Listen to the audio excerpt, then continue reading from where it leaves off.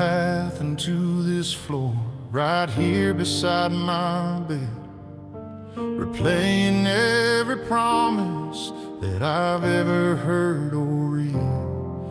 I've sent a million whispers up into the dark of night. I've been begging for a victory and fighting a good fight, for a child who's lost his way, for a love that's growing cold, for a story that I'm praying will have a chance to be retold. But the silence is a heavy thing, it can feel just like a stone, and it's easy to start thinking that you're in this all alone. 'Cause I'm looking for a sign, Lord, I'm looking for the proof, just a single drop of rain upon my dry and thirsty roof. But what if every prayer I prayed is not lost in the wind? What if it's a treasure that the hands of God have held, and the heavens are just filling up a holy grand design with every desperate plea of yours and every tear of mine? And the silence is an emptiness, it's just the quiet sound of a sky full of prayers waiting for the grace to come on down.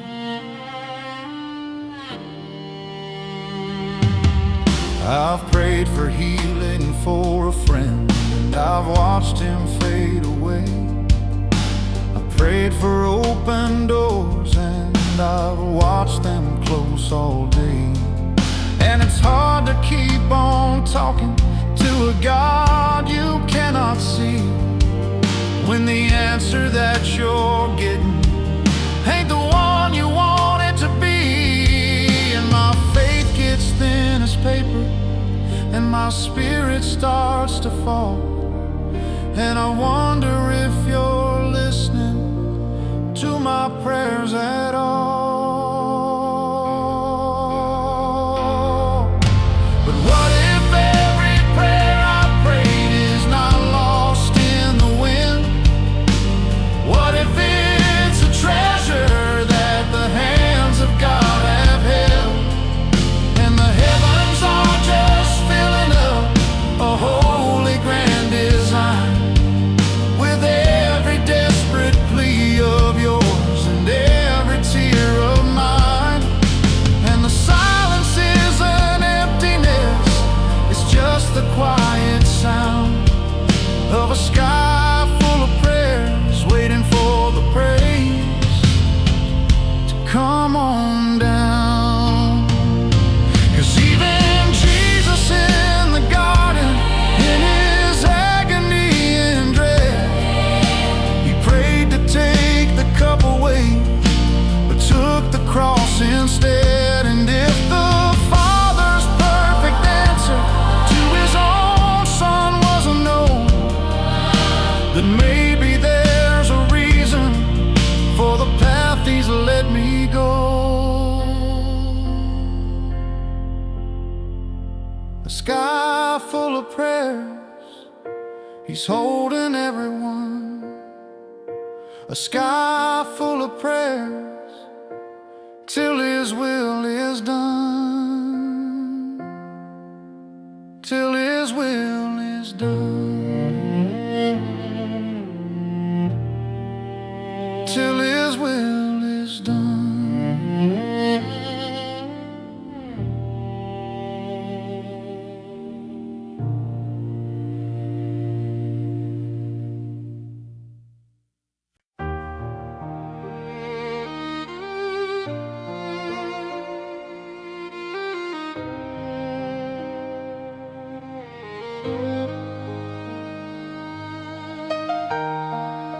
The lamp was burning low, the temple was asleep, and the boy was trying to rest from all the promises to keep. when a voice cut through the silence and it called him by his name. A whisper in the shadows, like a single lonely flame. And he ran to old Eli in the middle of the night and said, "Here I am, you called me in the pale and fading light." And the old man said, "I didn't call, go on and lie back down." But the voice, it came a second time, a strange and holy sound. And the third time that it happened, the old man understood this wasn't of the world, but of a greater, higher good. And he said, "Next time you hear it, son, just answer to the call and say, 'Speak, Lord, your servant's listening,' and be ready to give your all." And the revelation hit me in a world that's full of noise, that the greatest act of faith is to discern your holy voice, and to quiet my own spirit, and to let my striving cease, and to wait for your direction in a true and holy peace.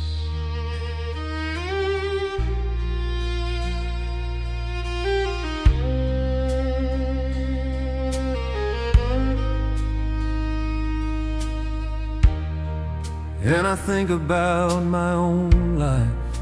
I'm always running fast, with my own plans for the future, and my own ghost from the past.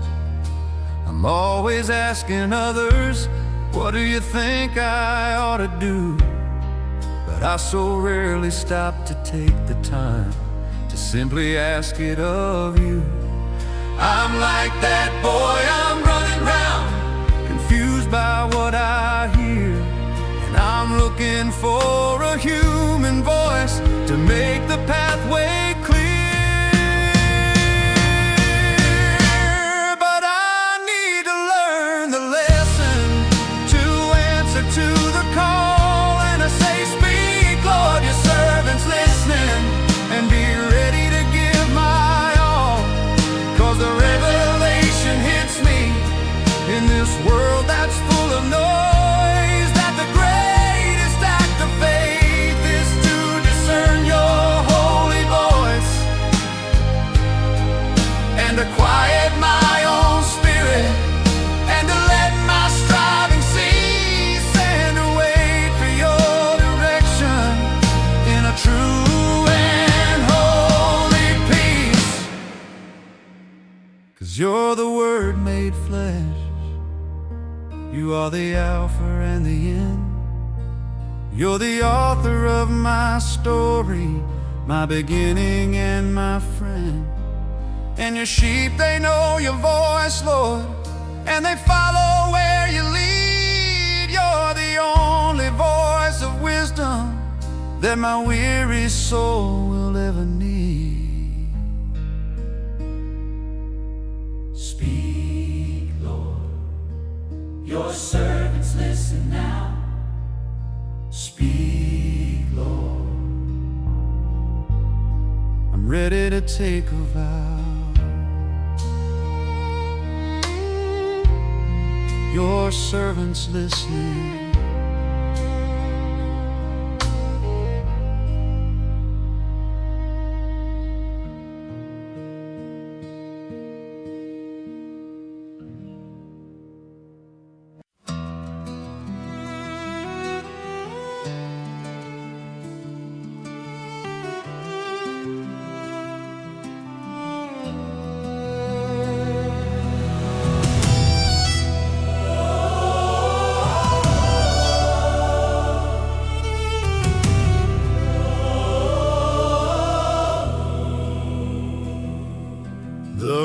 Run deep here in this dirt, my father's land.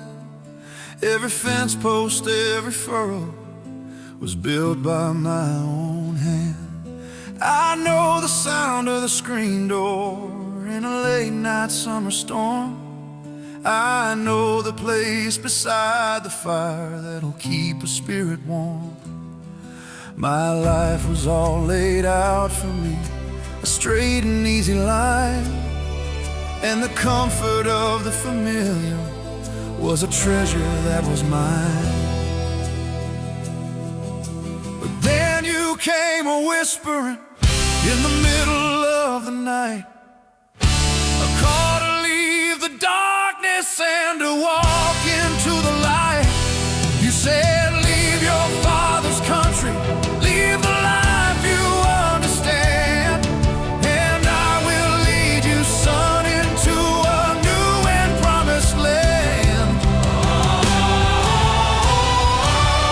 And you're asking me to go to a land I do not know, with no map and no direction, just a single seed to sow of a faith that's based on nothing but the promise in your voice. And I'm standing here in terror with a life-destroying choice. But the only thing more frightening than the path that is unseen is to stay right here without you in the places I have been.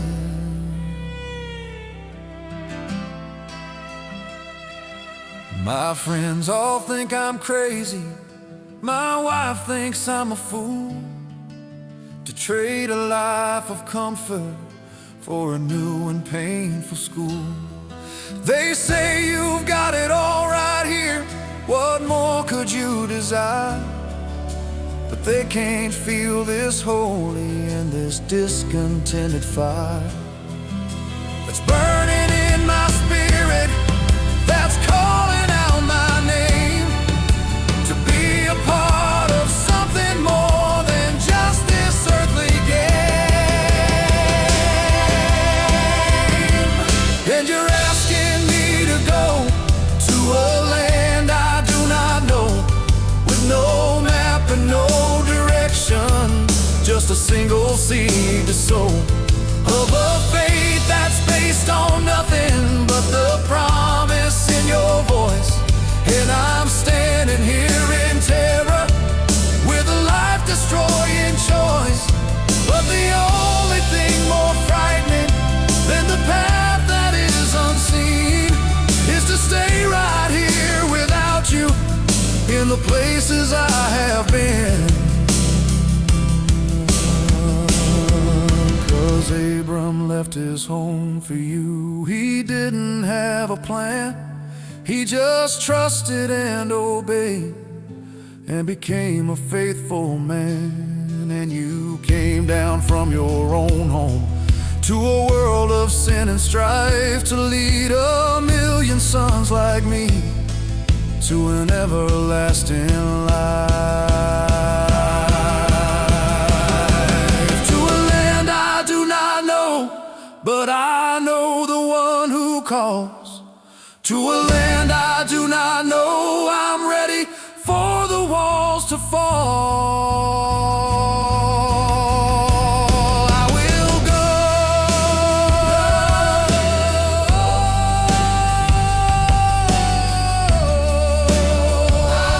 will go. I will go.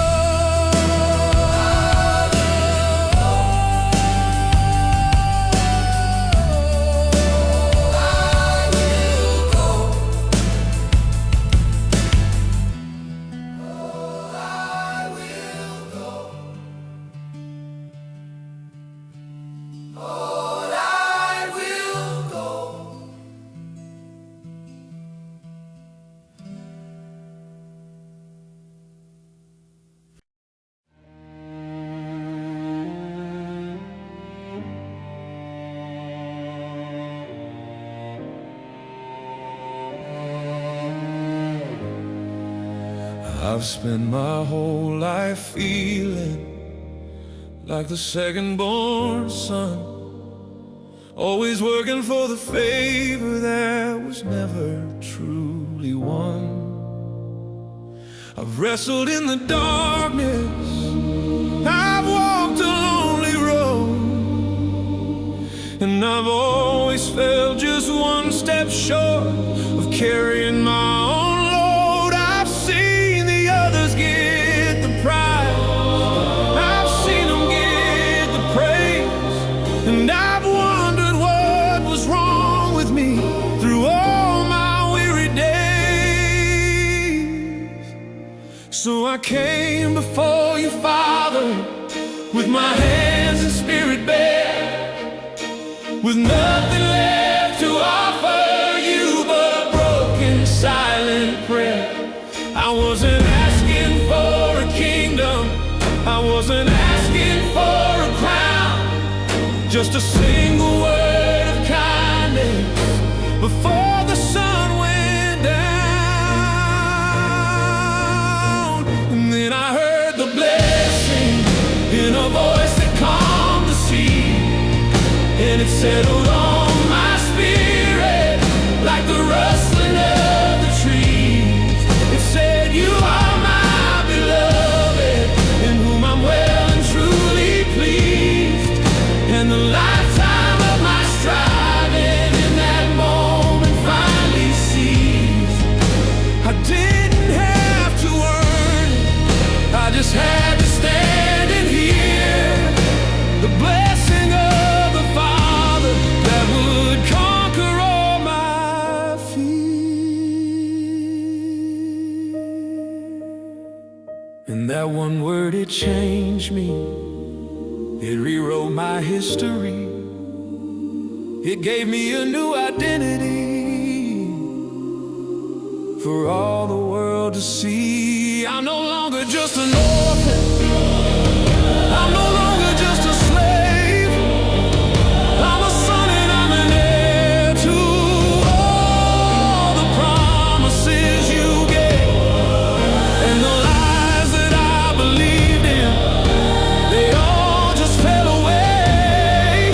In the light of that one single word I heard you speak that day.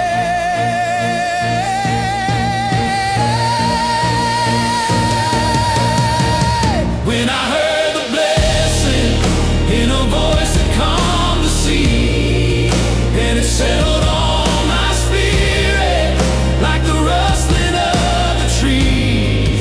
It said, you are my beloved, in whom I'm well and truly pleased. And the lifetime of my striving in that moment finally ceased.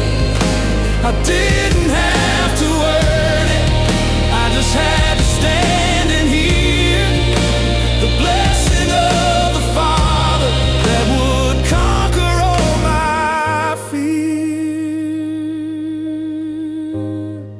'Cause the curse that I was born with, you took upon the tree, so your own perfect blessing could be handed down to me. It's not my own good works, Lord, it's not my own good name, it's the righteousness of Jesus that has covered all my shame.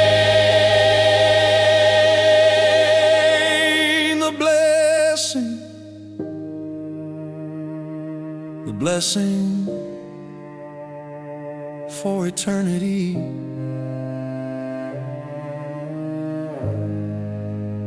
I